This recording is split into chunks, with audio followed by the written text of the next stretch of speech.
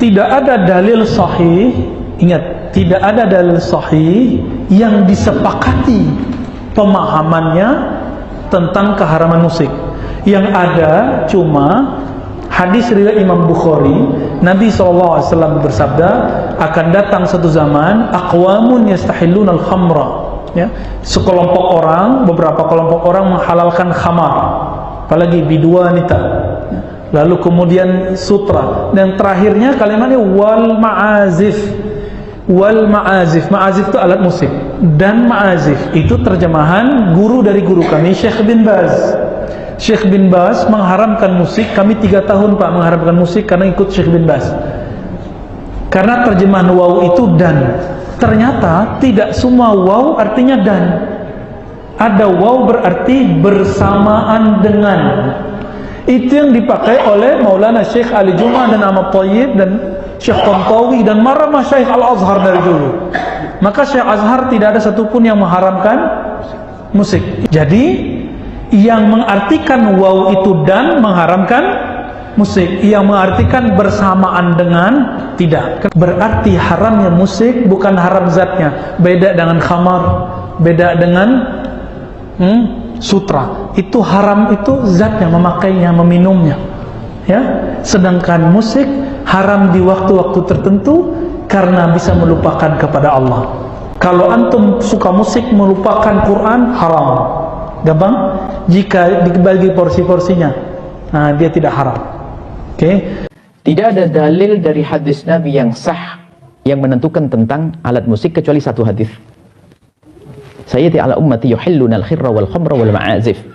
Akan datang pada umatku, mereka itu menghalalkan al-hir, perzinaan, wal khamra, dan minuman keras, wal ma'azif, dan alat-alat yang melalaikan. Para ulama mencermati, yang jelas diharamkan adalah musik yang menjadi ciri khas pezina dan pemabuk. Ini kalau sudah menjadi ciri khasnya, model lagunya, iramanya, setiap dikumandangkan langsung teringat mabuknya. Ini kan ulama membahas begitu. Sehingga yang da'bul fusak, model musik yang menjadi kebiasaan orang fasik. Karena setelah saya amati tidak mutlak haram, tinggal ini model musik seperti apa. Nah kalau sudah menjadi musik ciri khasnya, mohon maaf, orang buka aurat, mabuk dan sebagainya, ya jangan. Maka ada beberapa hadis yang mengecam. Contohnya, min mazamiris syayatin, seruling itu adalah seruling setan.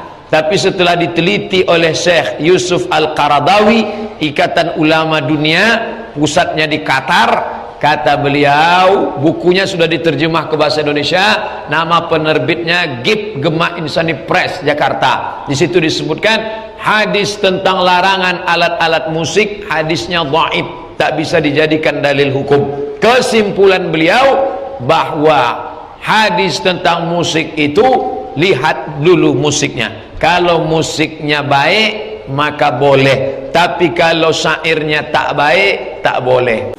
Apa dulu musik? Jangan-jangan ribut masalah musik, antum sendiri nggak kenal musik. Antum menghukumi musik, handphone antum sendiri banyak musiknya.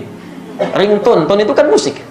Begitu bunyi, musik itu haram. Bunyi, ting-ting gitu kan? Masya Allah, haram semua tuh di HP antum tuh.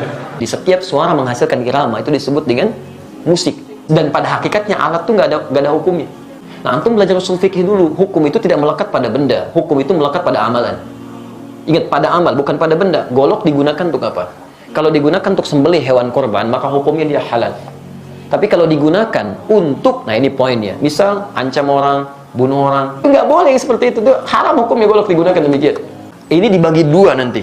Ya, yang pertama, ada yang tidak menggunakan alat, jadi suara. Dan orang Arab sudah terbiasa tentang itu. Maka ketika mereka membuat syair, di antara unsur syair itu salah satunya musik. Kalau antum belajar jurusan bahasa Arab, berbicara tentang syair itu pasti itu akan belajar itu. Di antaranya ada irama, musik di situ. Selalu ada iramanya, membedakan satu dengan yang lainnya. Nah, pada yang seperti ini bahkan turun ayat Quran. Saya ulang ya, bahkan surah khusus yang membahas tentang kebiasaan mereka. Surah ke-26 disebut Asy-Syu'ara. Asy-Syu'ara itu jamak dari kata syair yang berarti pemusik, penyair.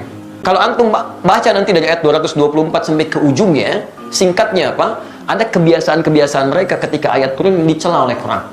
Ada yang menyerang Nabi dengan syair, banyak. Ada Zuhair bin Abi Salma sebelum dia taubat, nyerang Nabi itu. Disebutkan begini dan sebagainya. Apa yang terjadi? Sisi lain, Banyak juga penyair muslim. Di antaranya Hasan bin Sabit. Hasan bin Sabit bahkan langsung disebut sebagai syairun Nabi, seorang penyair yang membela Nabi SAW. Jadi begitu di sudut sana mencela Nabi, di sini kemudian membalas dengan membela Nabi SAW. Dan tidak sedikit pembelaan itu dihasilkan lewat syair. Yang seperti ini langsung disanjung oleh Quran. Illal ladzina amanu, kecuali para penyair yang beriman kepada Allah Subhanahu wa taala. Yang dengan syairnya dijadikan untuk membela Islam dan mengangkat nilai-nilai kebaikan. Dan Nabi SAW ketika pulang dari perang Tabuk itu disambut dengan syair. Dan beliau diam.